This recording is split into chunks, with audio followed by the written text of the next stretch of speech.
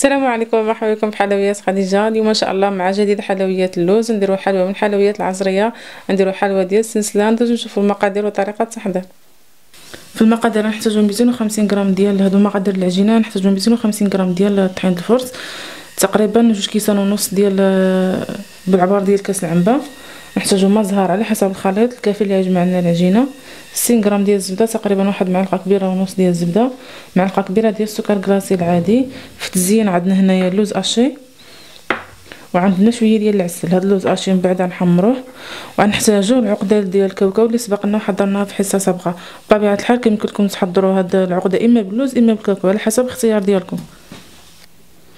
غنجيب هنا الدقيق،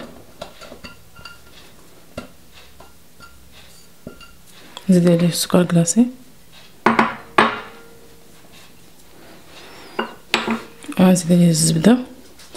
غنخدم هاد الزبده مع الطحين حتى كتفرتت لي مزيان وكتبقى شي هكا طروفه كبارين. نديرو جوج يدين وغنجمع العجينه بالماء. انا هنا في العجينه غنكتفي بنص ما ديال الماء زهر. الا بغيتو مثلا تعملوا شي ماء زهر وتعملوا نسموا العجينه مثلا بالفاني، ممكن انكم تعوضوا ماء زهر بالماء. يعني عاد نعملوا العجينه من نسمها بالفاني ونجمعوها بالماء.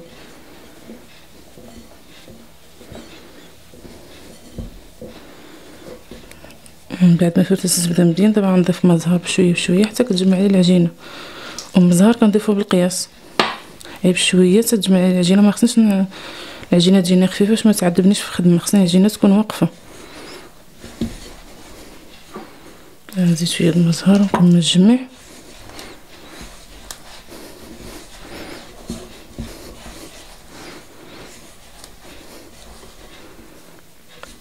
خصني نزيد شويه صافي، شي كافي لي دابا جمعت العجينه.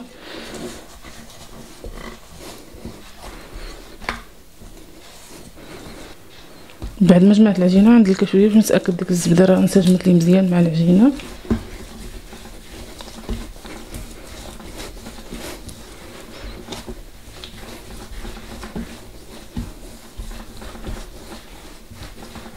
وصافي وغنغطيها بالسلوفان نخليها ترتاح وندوز نكور الحشو.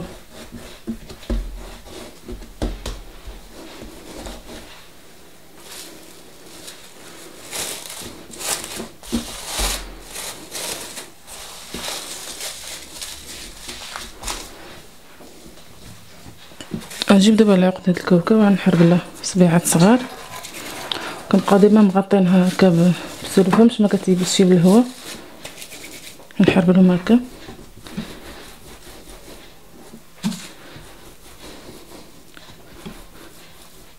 قد هكا تقريبا.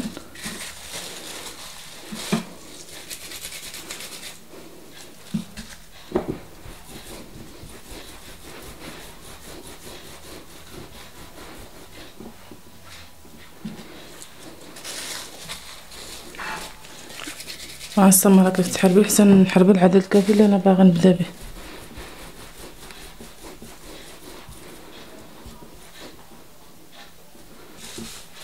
غنجيب دابا العجينه ناخد منها طريف، الباقي كنغطيه ونخليه ما غطيوش ما نسيبش العجينه.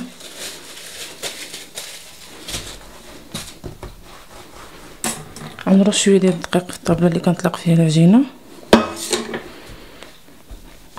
وغنطلق العجينه خصني العجينه طويله شويه. نطلقها بمطلق من بعد ندوزها في الماكينه تقريبا على النمره 2، وعلى حسب كل واحد والماكينه ديالو. اللي عنده النمره 2 كتخرج العجينه غليظه يبدل النمره. المهم خصنا العجينه تكون رقيقه.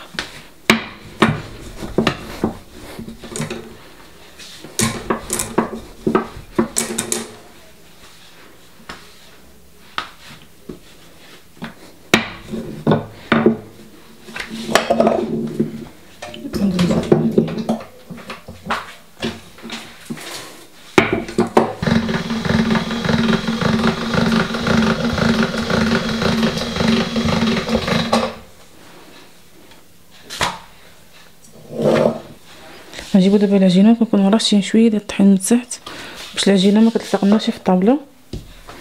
نجيب هذاك العقده د الكاوكاو اللي حضرتها غنديرها في العجينه، كنلوي عليها العجينه بهذا الشكل هذا. كنغطي الجوانب باش ميبقاش الكاوكاو باين من الجنب، وكنقطع كرولي هكا العجينه مزيان،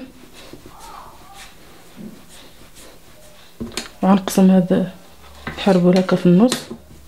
كنزيد نحربل شويه، خصني يكونوا تقريبا هادو قد بعضياتهم، ملي يبانوا لي شي كبير ماشي كنقص شي واحد هكا.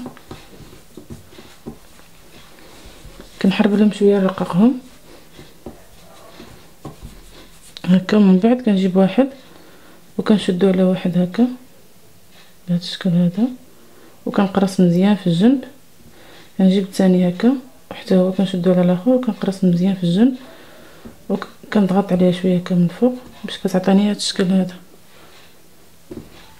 من الجناب خصني نضغط عليها هكا مزيان باش كتلصق لنا من الجناب. وكنجيب واحد النقاش، غنقاش على هاد الجهه وهاد الجهه، والنقش اختياري، تقدروا تخليوها هكا بلا ما تنقشوها. غنقشها شويه غير من هاد الجنيب ومن هاد الجنيب هذا،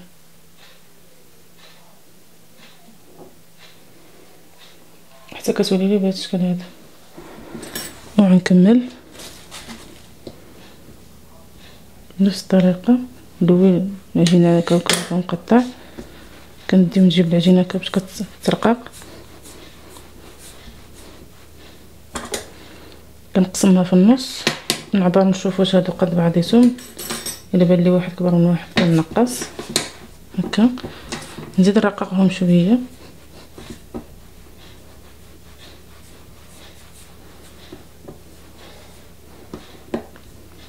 وكنلويهم على بعضياتهم. اولا كندير هكا واحد كنغلقو هو الاول، كنخشي الثاني هكا ونغلق الثاني كما درت له راه كيعطينا نفس الشكل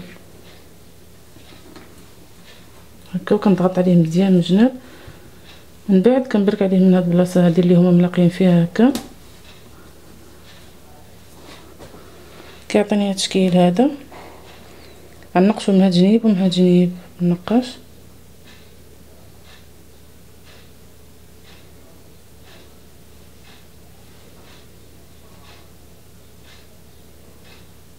في الاخر كنحصل على هاد الشكل هذا، كنستمر بهذا الشكل حتى كنسالي.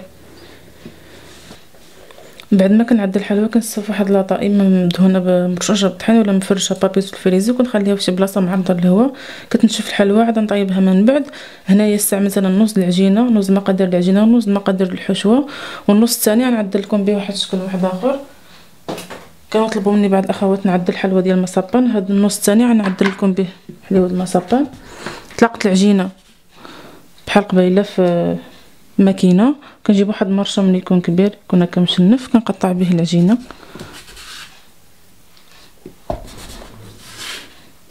نوريكم في هادو.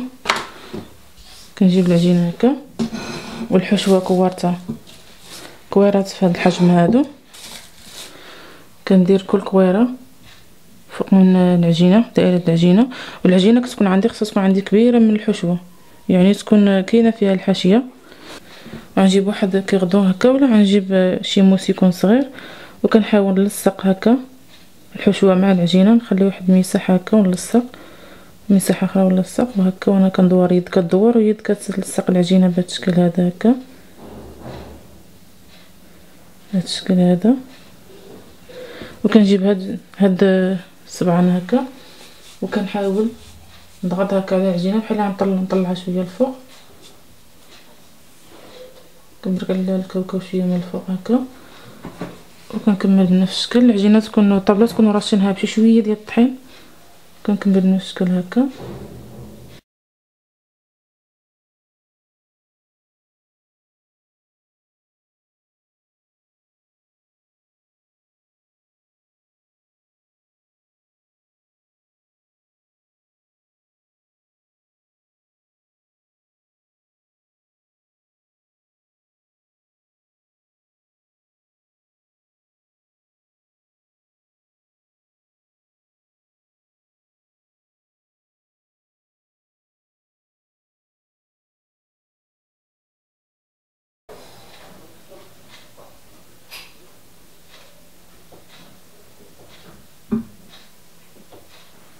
بعد ما كتشمع الحلوى وكتنشف مزيان غنتاخدها الفران. ندير الفران على 150 درجه، كنشعلو من الفوق ومن التحت، وكنخلي الحلوى حتى كتطيب.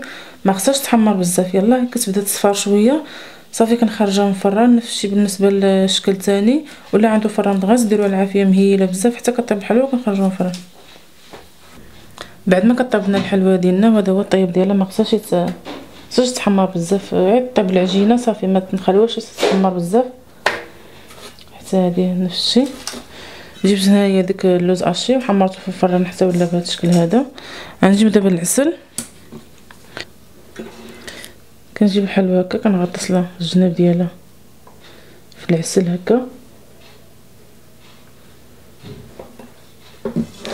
عملت لها العسل من هنا ومن هنا هكا، وكندوزها في هذا اللوز اشي.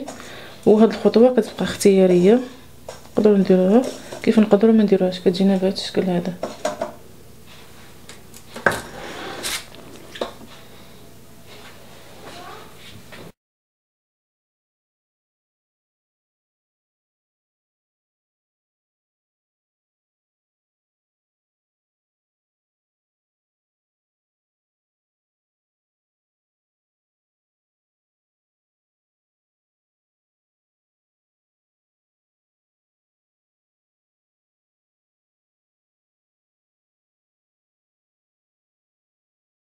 بالنسبه لهذا الشكل هذا عندهنا بشويه ديال العسل هكا من الفوق، وكندير الوجه ديالو هكا في اللوز اشي محمر باش كيجيني بهذا الشكل هذا.